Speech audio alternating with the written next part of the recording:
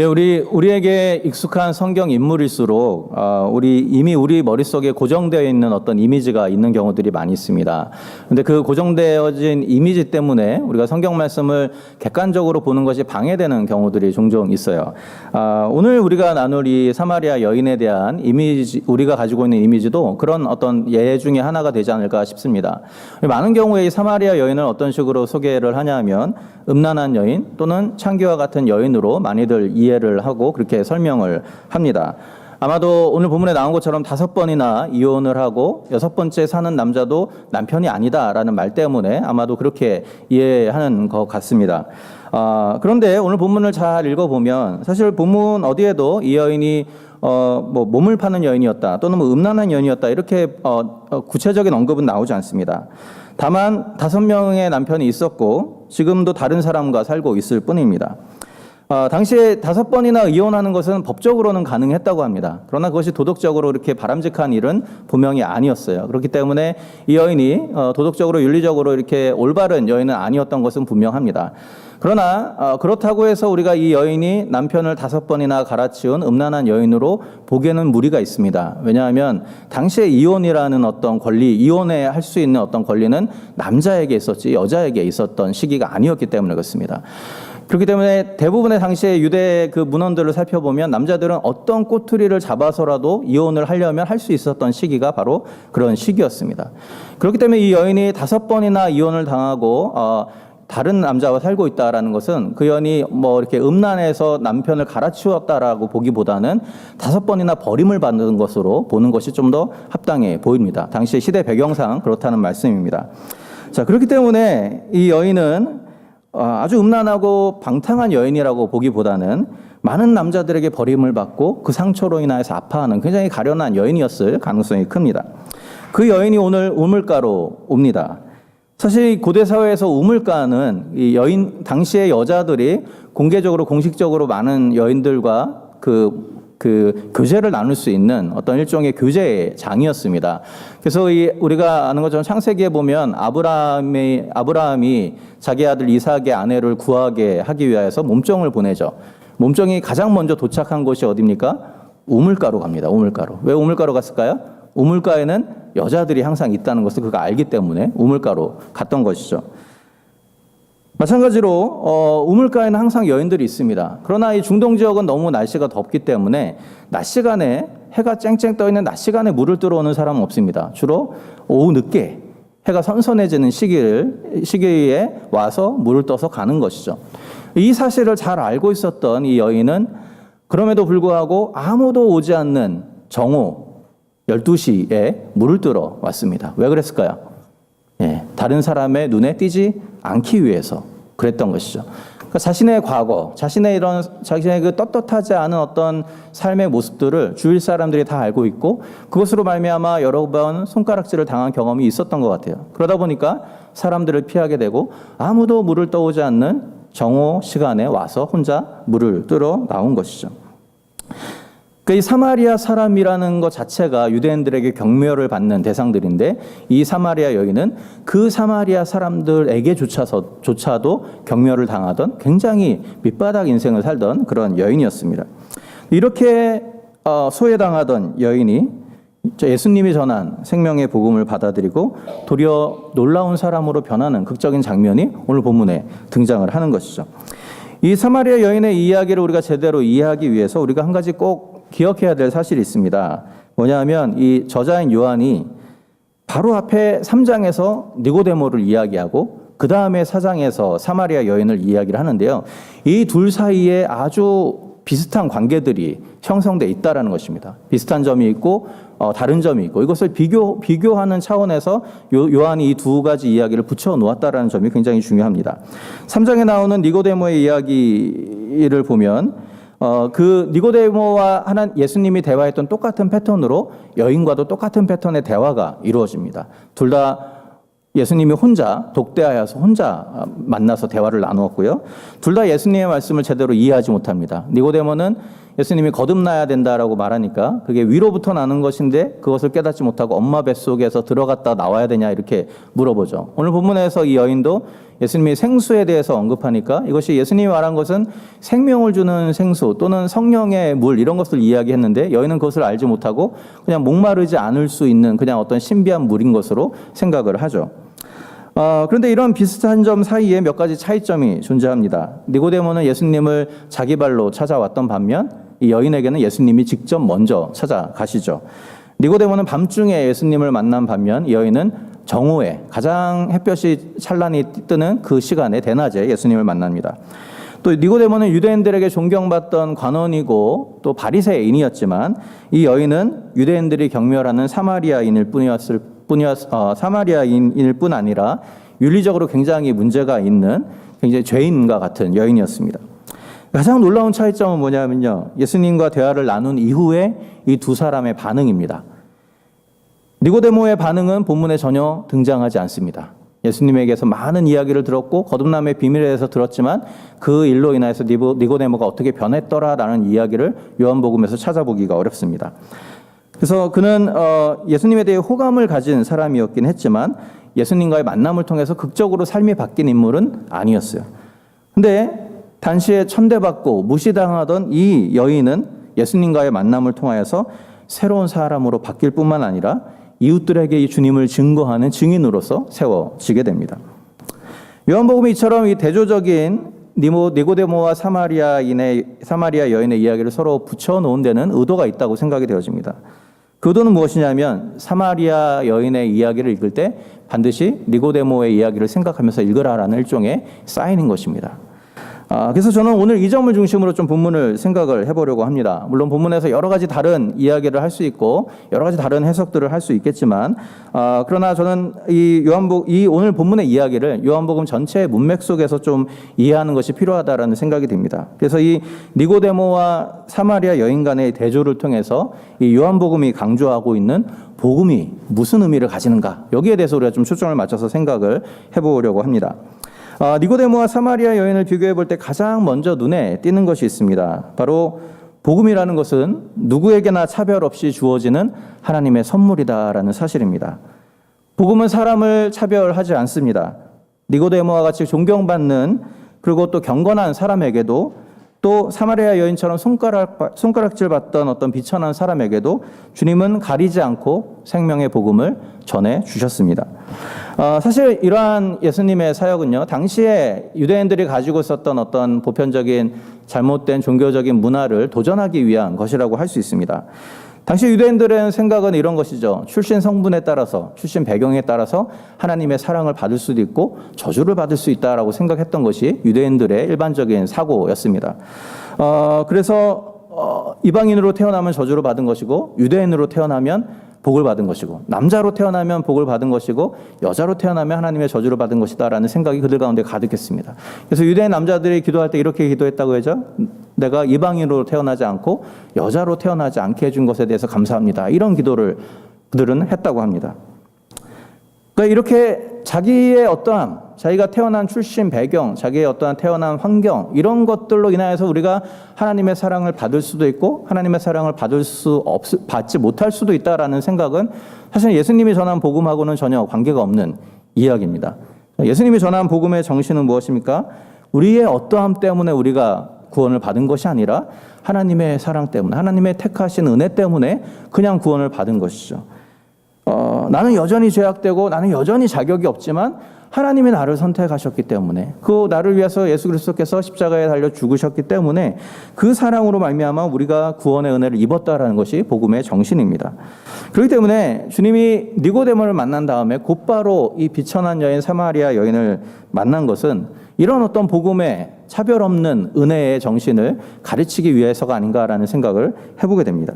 그래서 오늘 본문에 보면 예수님이 이 여인을 만나신 것이 우연히 일어난 것이 아니라 예수님의 계획 가운데 있었다라는 것을 우리가 볼 수 있는 장면들이 나옵니다. 우리 본문을 한번 보시고요. 3절, 4절을 보시면요.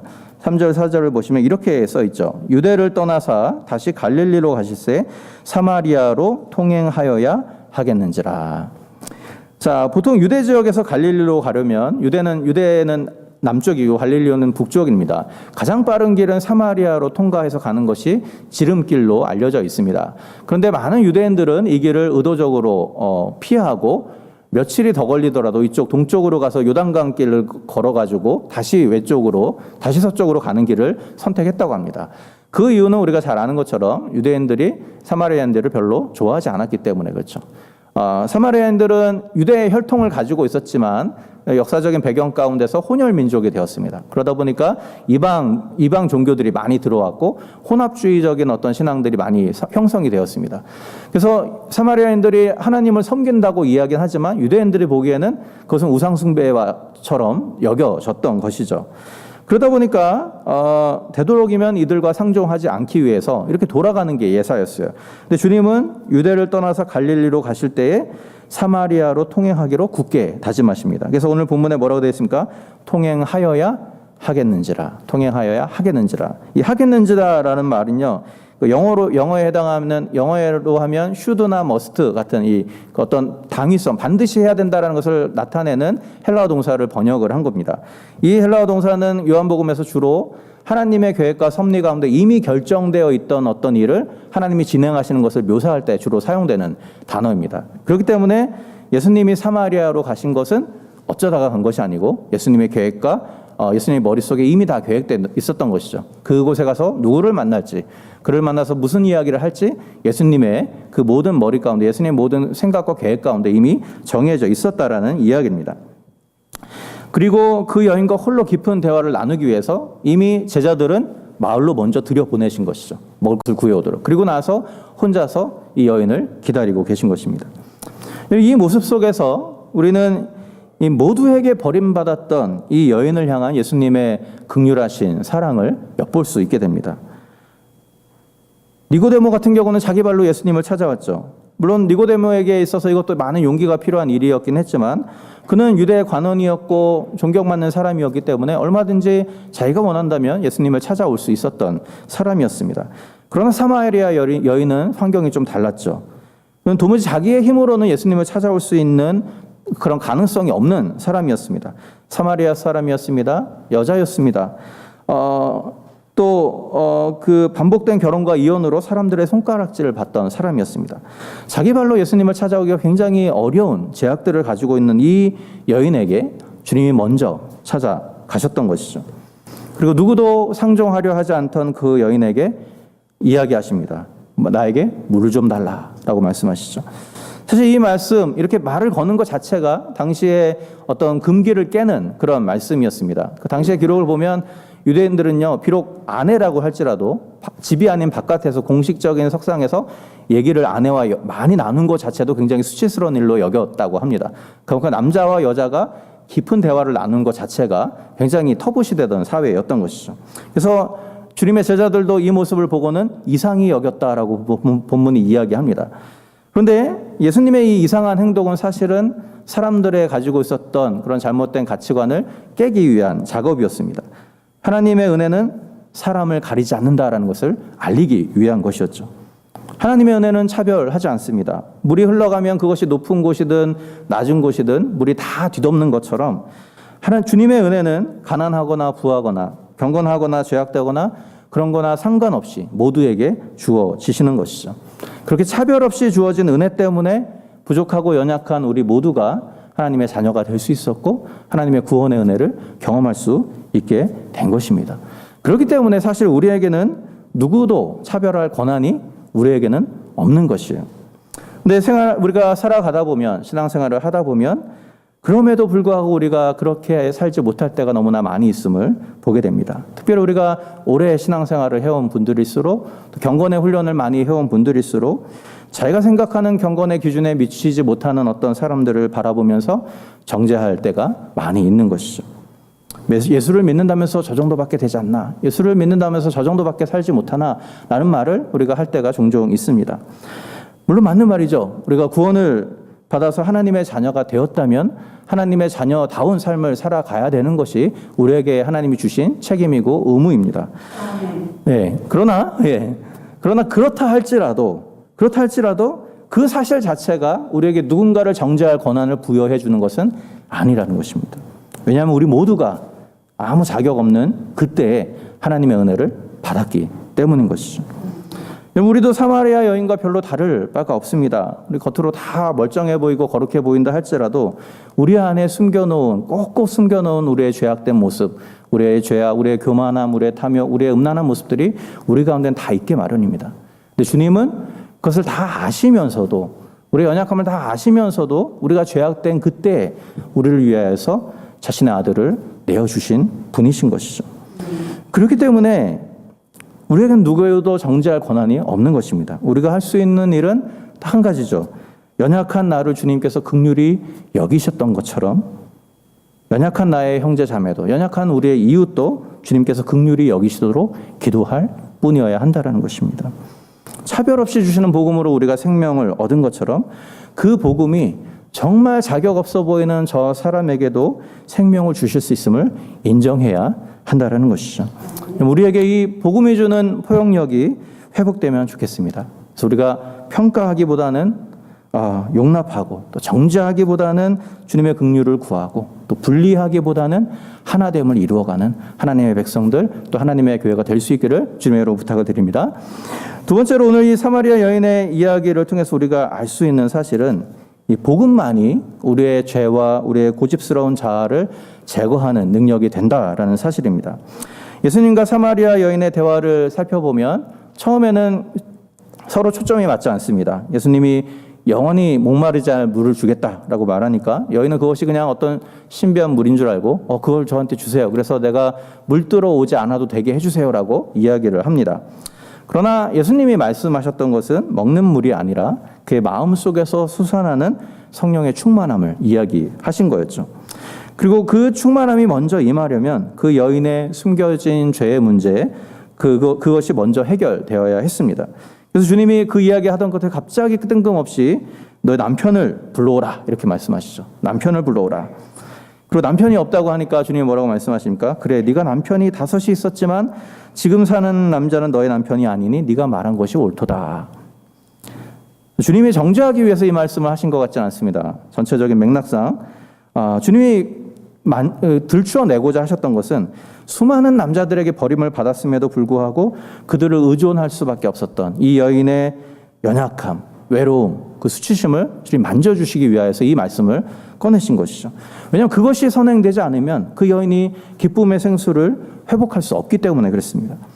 굉장히 여인에게는 공격적인 말이죠. 도발적인 말입니다. 그런데 이 여인의 반응이 무엇입니까? 여인이 이렇게 말하죠. 내가 보니 선지자로소이다. 무슨 말이죠? 맞습니다. 이렇게 얘기한 겁니다. 당신이 모든 것을 알고 있군요. 제가 정말 그런 사람입니다. 그렇게 연약한 사람입니다라고 그 앞에서 그것을 인정하고 있습니다. 자신의 치부를 들춰내시는 주님 앞에서 그것을 방어하거나 변명하지 않습니다. 그것은 내가 버림받은 것이 이렇게 이야기하지 않고 내가 그렇습니다. 라고 자신의 연약함을 시인합니다. 이 모습이 사실은 이 사마리아 여인과 당시의 대부분의 유대인들과 다른 점이었습니다. 당시에 경건하다고 자부하던 많은 이들은 예수님이 자신들의 교만과 탐욕을 들춰내실 때 방어하거나 변명하거나 공격하기에 바빴습니다.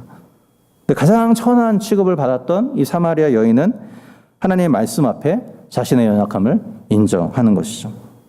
이렇게 볼 때 이 사마리아 여인이요, 단순히 그냥 한 여인으로 끝나는 것이 아니고 요한복음이 계속해서 강조하는 의인의 하나의 모델로 여기서 소개하고 있다는 것을 우리가 알 수 있습니다. 왜냐하면 주님이 누가 의인인가, 누가 빛의 자녀인가를 설명하면서 요한복음 3장 20절, 21절에 이렇게 말씀을 하셨습니다. 성경 있으신 분들 한번 요한복음 3장 20절, 21절 한번 보시죠. 요한복음 3장 20절, 21절. 제가 읽어드리겠습니다. 악을 행하는 자마다 빛을 미워하여 빛으로 오지 아니하나니 이는 그 행위가 드러날까 함이요 진리를 쫓는 자는 빛으로 오나니 이는 그 행위가 하나님 안에서 행한 것임을 나타내려 함이라. 자, 이 말씀처럼 사마리아 여인은 말씀의 빛이 비칠 때 도망가거나 피하지 않았다라는 것이죠. 그 앞에 서 있었습니다. 이 말씀을 생각해 보면요, 예수님이 니고데모는 밤에 만났는데 사마리아 여인은 대낮에 만났다라는 것에도 굉장히 중요한 메시지가 숨겨 있다라는 것을 우리가 알 수 있습니다. 니고데모로 대표되는 경건한 유대인들, 그들은 도리어 빛이 올 때 빛을 거부하고 어둠에 거하려 했던 사람들입니다.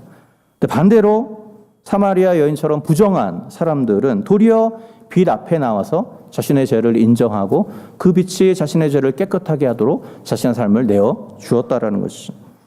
그렇기 때문에 주님이 찾으시는 의로운 사람, 주님이 찾으시는 빛의 자녀는 겉보기에 경건하거나 아니 아무 흠도 없어 보이는 사람들이 아니라는 것입니다. 주님이 찾으시는 사람은 비록 연약함과 죄악으로 가득 차 있다 할지라도 주의 말씀 앞에서 그것을 기꺼이 인정하는 사람들이 주님 보시기에 의로운 사람이고 빛의 자녀들이라는 사실이죠. 여러분, 주님의 말씀 앞에 설 때 우리 모두도 이 여인처럼 가난한 마음을 회복하는 우리가 되면 좋겠습니다. 우리가 교회를 오래 다닐수록, 직분을 가질수록, 여러 가지 형태로 교회를 섬길수록 우리 안에 우리 더 의로운 사람인 것처럼 꾸미려고 하는, 포장하려고 하는 욕심들이 생기게 마련입니다. 어쩔 수 없습니다. 더 거룩한 사람인 것처럼, 더 의로운 사람인 것처럼 포장할 수밖에 없는 상황들이 우리 가운데 생기게 되는 것이죠. 그러나 우리가 의사 앞에서 검진을 받을 때 우리가 어떻게 합니까? 엑스레이를 찍을 때, MRI를 찍을 때 우리의 몸을 다 벗어야 올바른 검사를 맞을 수 있습니다. 마찬가지입니다. 우리가 하나님의 말씀 앞에 설 때 우리가 입고 있는 모든 가식의 옷들, 우리의 자존심의 옷들을 다 벗어 버려야 하는 것이죠. 그래야만 그 말씀이 내 가운데 숨겨져 있는 깊은 죄와 어둠을 몰아낼 수 있는 능력을 비로소 발휘할 수 있게 되는 것입니다. 주님 앞에 주의 말씀 가운데 설 때 있는 모습 그대로 나아가는 저와 여러분들이 될 수 있기를 바랍니다. 또 한편으로 오늘 예수님이 전한 복음을 통해서 우리가 알 수 있는 것은 여인이 오랫동안 배워왔던 이런 종교적인 잘못된 신념이 예수님의 복음으로 무너지고 마침내 예수님을 메시아로 받아들이는 장면을 우리 보게 됩니다. 예수님과의 대화를 통해서 이 여인이 예수님이 이 대단한 사람이구나, 선지자구나라는 것을 깨닫게 됩니다.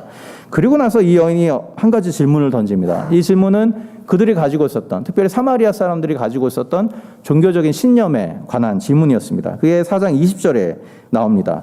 이렇게 말씀하죠. 우리 조상들은 이 산에서 예배하였는데 당신들의 말은 예배할 곳이 예루살렘에 있다 하더이다. 무슨 얘기냐면요, 이것이 이제 오랜 세월 동안 지속되었던 유대인들과 사마리아인들의 갈등에 대한 이야기인데요. 사마리아인들은 유대인들처럼 하나님을 섬긴다고 말했지만 그들이 읽던 경전 자체가 약간 달랐습니다. 사마리아 오경이라고 해서 오경만 따로 묶은 경전이 있었고 그것만을 자신들의 어떠한 영감된 성경으로 이 사람들은 받아들였어요. 그러다 보니까 그 예루살렘 성전은 언제 지어졌죠? 다윗 시대 이후에, 솔로몬 시대 이후에 지어졌습니다. 그러니까 오경에는 그 얘기가 나오지 않아요. 그러다 보니까 이 사람들 입장에서는 그 한참 뒤의 시대에 지어진 예루살렘 성전만이 하나님이 지은 성전이라고 이렇게 인정하기가 굉장히 어려웠던 거예요. 그리고 도리어 그들의 생각에는 자신들이 있었던 그 세겜 지역, 특별히 그리심산이 더 거룩한 하나님의 산이다 이렇게 생각을 했습니다. 왜냐하면 아브라함이 가나안 땅에 들어와서 가장 처음 제단을 쌓고 예배를 드린 곳이 바로 그 지역이었고요. 그 다음에 이스라엘 백성들이 출애굽하여서 가나안 땅에 들어갔을 때 하나님이 복과 화를 선포하게 하신데 복을 선포하게 하신 곳이 바로 그리심산이었습니다. 세겜 바로 앞에 있는 그리심산이었어요.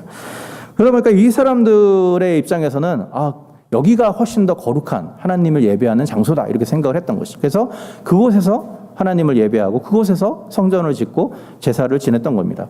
그래서 바벨론 포로기를 마치고 유대인들이 돌아왔을 때 예루살렘 성전을 재건할 때 가장 반대했던 사람들이 누구입니까? 사마리아 사람들이었습니다. 그들이 인정할 수 없었던 거죠. 이런 갈등 때문에 역사적으로 보면 유대인들이 사마리아 성전을 무너뜨리고 막 불태우기도 하는 그런 일들이 있었습니다. 그럼에도 불구하고 사마리아인들은 끝까지 그 장소에서 희생제사를 드리는 것을 고집해왔던 것이죠. 자, 그렇기 때문에 이 예배를 어디서 드려야 되나 하는 문제는 사마리아인들뿐만 아니라 유대인들에게 있어서 굉장히 자기의 신앙 정체성을 어떤 판가름하는 굉장히 중요한 사안이었습니다. 그런데 오늘 주님의 말씀을 보면요, 주님은 그렇게 중요하게 생각하지 않으셨던 것을 보게 됩니다. 주님이 전한 복음 안에서는 어디서 예배를 드리나가 중요하지 않다라고 주님이 말씀하시죠. 그래서 주님이 뭐라고 말씀하시냐면 여기서도 아니고 예루살렘에서도 아니고 그렇게 말씀하시면서 23절 24절에 보면 이렇게 말하죠. 아버지께 참으로 예배하는 자들은 신령과 진정으로 예배할 때가 오나니 이때라. 아버지께서는 이렇게 자기에게 예배하는 자들을 찾으시느니라. 하나님은 영이시니 예배하는 자가 신령과 진정으로 예배할지니라. 예, 개역성경 약간 번역을 수정해야 될 필요가 있는 것 같은데요. 신령과 진정이라는 번역은 좀 올바르지 않은 것 같고 영과 진리로 이렇게 번역하는 것이 올바릅니다. 주님이 말씀하신 것은 그러니까 신령과 진정으로 하면 마치 아주 거룩하게 전심을 다해서 예배하는 것처럼 느껴지잖아요. 근데 그런 의미가 아니고 영 안에서, 하나님의 영 안에서, 그리고 진리이신 그리스도 안에서, 진리 안에서 예배하면 그것이 하나님이 받으시는 예배고, 그렇게 예배하는 자가 하나님이 받으시는 예배자다, 이렇게 말씀을 하는 것이죠. 그러니까 주님이 말씀하시는 것은 이런 것이죠. 예루살렘에서 예배를 드리냐, 그리심의 산에서 예배를 드리냐, 그것이 중요한 것이 아니다라고 말씀을 하시는 겁니다. 어떤 형식으로 예배를 드리냐도 중요하지 않다라고 말씀하시는 것이죠. 예배를 드리는 사람이 유대인인지 사마리아인인지 이방인인지 그것도 중요하지 않다고 말씀하시는 겁니다. 다만 육신이 되어서 이 땅에 오신 주님 안에서, 그 주님의 진리 안에서, 하나님의 영 안에서 예배한다면 그 예배는 하나님이 받으시는 예배가 된다라고 말씀하는 것이죠. 사실 이 말씀은 오랫동안 유대인들로부터 예배 장소 때문에 조롱을 받았던 사마리아인들에게는 굉장히 중요한 소식이었습니다. 이 말이 사실이라면 사마리아인들은 더 이상 사마리아인이라는 예배로 또는 다른 곳에서 예배한다라는 이유로 차별을 받을 이유가 없어지는 것이죠.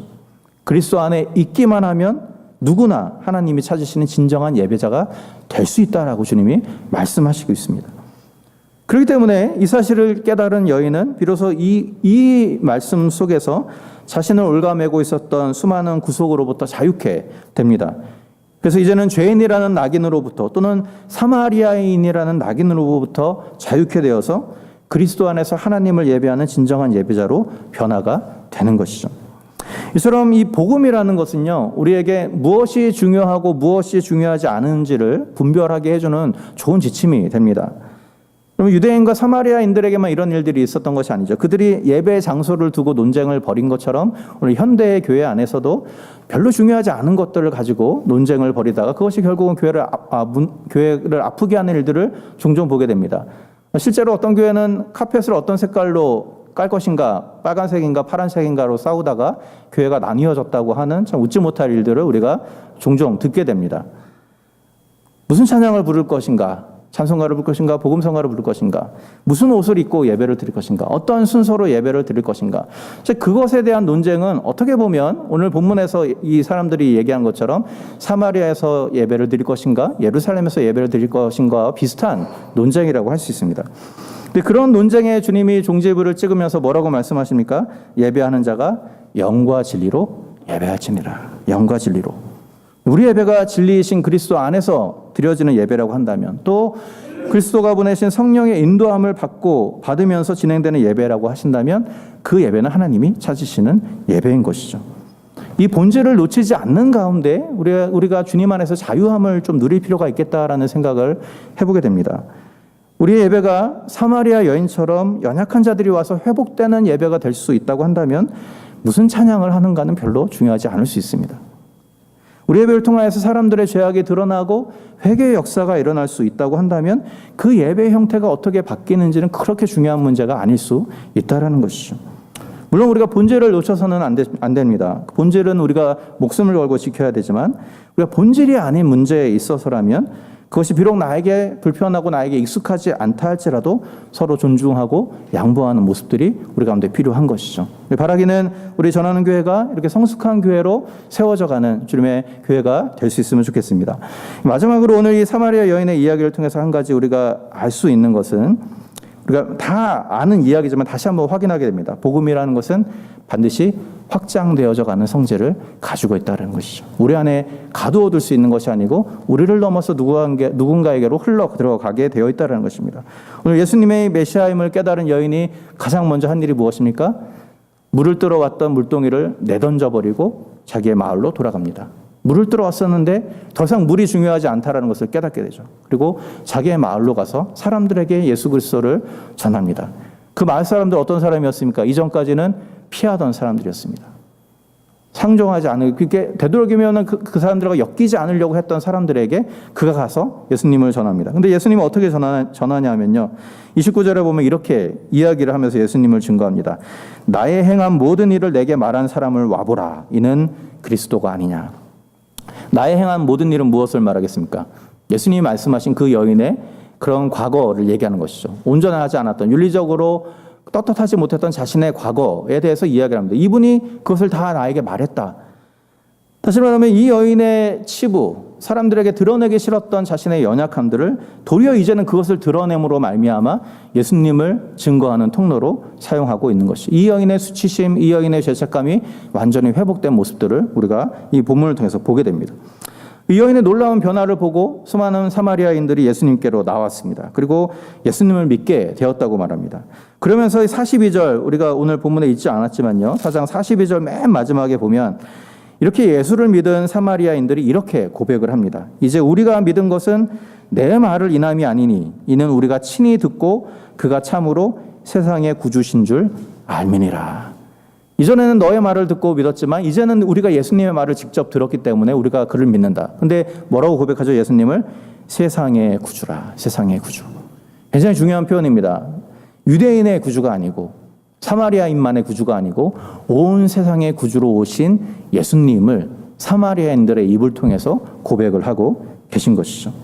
천대받던 한 여인, 이 여인에게 복음이 심겨지자 그를 통해서 예수님의 복음이 유대인들뿐만 아니라 사마리아인들에게 또 땅끝까지로 확장되어 가는 모습을 여기서 우리가 발견하게 되죠. 사도행전 8장에 보면 그 스데반의 일로 그 핍박을 받은 많은 사람들이 흩어져 복음을 전할 때 빌립이 사마리아 지역에서 복음을 전하는 장면이 등장합니다. 거기 보면 이 8장 그 사도행전 8장 6절에 보면 뭐라고 설명하냐면요. 사마리아 사람들이 빌립의 말과 행하는 표적을 보고 일심으로 그 말하는 것을 쫓았다라고 이야기를 합니다. 어떻게 유대인에게 적대적이었던 사마리아 사람들이 이렇게 열린 마음으로 빌립의 복음 전도를 받아들일 수 있었을까요? 많은 성경학자들은 바로 이 역할을 이 사마리아 여인으로부터 복음을 들었던 많은 사람들이 하나의 씨앗이 되어서 이 역할들을 했을 것이다라고 많이들 이야기를 합니다. 한 소외된 여인에게 전달된 복음이 그 여인에게서 멈추지 않고 다른 이들에게로 확장되어 가고 있는 것이죠. 여기에서도 우리는 니고데모와 사마리아 여인 간의 큰 차이점을 발견합니다. 니고데모는 복음을 들었습니다. 그렇지만 그 복음으로 자신이 전인격이 변하는 데까지는 이르지 못했어요. 그렇기 때문에 그는 복음에는 관심이 있는 사람이었지만 그러나 그가 전달받은 복음을 통하여서 그 복음이 다른 사람들에게로 확장되어지지는 못한 것을 우리가 본문을 통해서 알 수 있죠. 근데 반대로 사마리아 여인은 여러 가지 면에서는 복음에 합당하지 못한 여인처럼 보였지만 그가 복음으로 말미암아 자신의 전 인격이 변하게 되자 그로 말미암아 놀라운 성령의 생수가 많은 사람들에게로 흘러 들어가게 되었습니다. 이것을 통해서 우리가 알 수 있는 한 가지 중요한 사실이 있습니다. 복음이 확장되려면 내가 먼저 그 복음으로 변화되어야 한다는 것이죠. 예. 내가 복음으로 새로워지지 않으면 복음은 그저 내 안에 갇혀 있을 수밖에 없습니다. 더 이상 확장되어 갈 수가 없는 것이죠. 내가 변해야 내 속에서 솟아나는 생수가 자연스럽게 나를 넘어서 타인에게로 흘러 들어가게 되는 것입니다. 이미 예수를 믿은 우리에게 복음이 필요한 이유가 바로 여기에 있는 것이죠. 그러니까 주님의 장성한 분량에 이르기까지 끊임없이 우리는 복음으로 말미암아 변화되고 새로워져야 될 필요가 있습니다. 그래야만 우리 안에 받아들여진 복음이 놀라운 능력으로 다른 사람들에게로 흘러갈 수 있기 때문에 그렇습니다. 그러나 오늘 본문을 마무리하면서 한 가지 우리가 초점을 놓치지 말아야 될 것은 뭐냐면 이 모든 일을 가능케 하신 것은 사마리아 여인의 능력이나 그의 열린 마음이 아니었고 그를 긍휼히 여기신 예수님의 사랑 때문이었다는 것입니다. 주님과의 만남으로 인하여서 여인이 변했고 주님과 대면하여 만났기 때문에 수많은 사마리아인들이 변할 수 있었다는 것이죠. 마찬가지로 오늘 주님은 우리 한 사람 한 사람과도 이러한 인격적인 만남을 하기를 원하십니다. 그 만남을 통해서 니고데모처럼 너무 종교적이어서 변하기 힘든 사람의 삶을 변화시키기 원하시고 또 사마리아 여인처럼 여러 가지로 흠이 많은 사람들의 연약함들도 지금 변화시키기를 원하시는 분이 바로 예수 그리스도이십니다. 오늘 이 주님을 우리의 삶의 현장 가운데서 만나는 저와 여러분들이 되면 좋겠습니다. 분주한 한 주간의 삶을 살아가지만 이 한 주간 오늘 말씀을 기억하면서 우리 가운데 꼭 침묵의 시간을 가질 수 있는 여러분들이 되면 좋겠습니다. 어떤 분이 그 이야기를 했어요. 우리 이 시대의 가장 사단의 전략 중에 하나는 우리를 바쁘게 만드는 것이다. 예.